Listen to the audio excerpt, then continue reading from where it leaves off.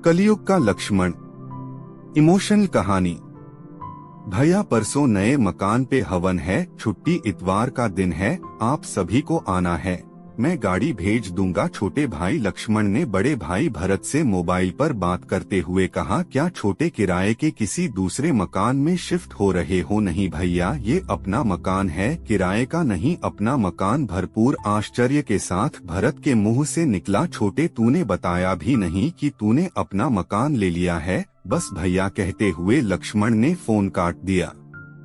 अपना मकान बस भैया, ये शब्द भरत के दिमाग में हथौड़े की तरह बज रहे थे। भरत और लक्ष्मण दो सगे भाई और उन दोनों में उम्र का अंतर था करीब 15 साल। लक्ष्मण जब करीब 7 साल का था तभी उनके माँ बाप की एक दुर्घटना में मौत हो गई। अब लक्ष्मण के पालन पोषण की सारी जिम्मेदारी भरत पर थी। इस चक्कर में उसने जल्द ही शादी कर ली कि जिससे लक्ष्मण की देखरेख ठीक से हो जाए। प्राइवेट कंपनी में क्लर्क का काम करते भरत की तनख्वाह का बड़ा हिस्सा 2 कमरे के किराए के मकान और लक्ष्मण की पढ़ाई व रहन सहन में खर्च हो जाता। इस चक्कर में शादी के कई साल बाद तक भी भरत ने बच्चे पैदा नहीं किए। जितना बड़ा परिवार उतना ज्यादा खर्चा। पढ़ाई पूरी होते ही लक्ष्मण की नौकरी एक अच्छी कंपनी में लग गई और फिर जल्द शादी भी हो गई। बड़े भाई के साथ रहने की जगह कम पड़ने के कारण उसने एक दूसरा किराए का मकान ले लिया। वैसे भी अब भरत के पास भी 2 बच्चे थे, लड़की बड़ी और लड़का छोटा। मकान लेने की बात जब भरत ने अपनी बीबी को बताई तो उसकी आंखों में आंसू आ गए। वो बोली, देवर जी के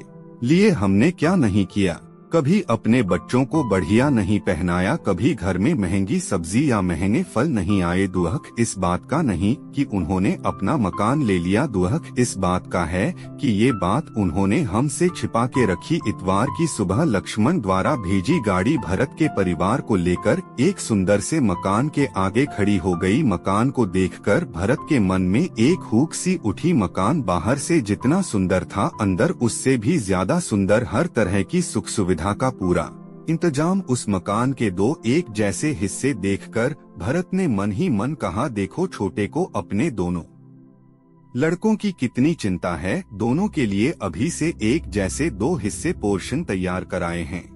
पूरा मकान 1.25 करोड़ रुपयों से कम नहीं होगा और एक मैं हूँ जिसके पास जवान बेटी की शादी के लिए 1-2 लाख रुपयों का इंतजाम भी नहीं है। मकान देखते समय भरत की आंखों में आंसू थे जिन्हें उन्होंने बड़ी मुश्किल से बाहर आने से रोका। तभी पंडित जी ने आवाज लगाई, हवन का समय हो रहा है। मकान के स्वामी हवन के लिए अग्निकुंड के सामने बैठे। लक्ष्मण के दोस्तों ने कहा, पंडित जी तुम्हें बुला रहे हैं। यह सुन लक्ष्मण बोले, इस मकान का स्वामी मैं अकेला नहीं, मेरे बड़े भाई भरत भी हैं। आज मैं जो भी हूँ सिर्फ और सिर्फ इनकी बदौलत। इस मकान के 2 हिस्से हैं, एक उनका और एक मेरा।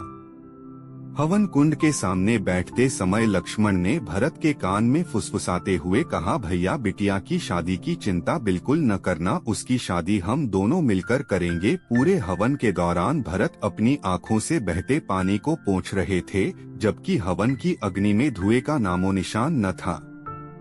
भरत जैसे आज भी मिल जाते हैं इंसान, पर लक्ष्मण जैसे बिरले ही।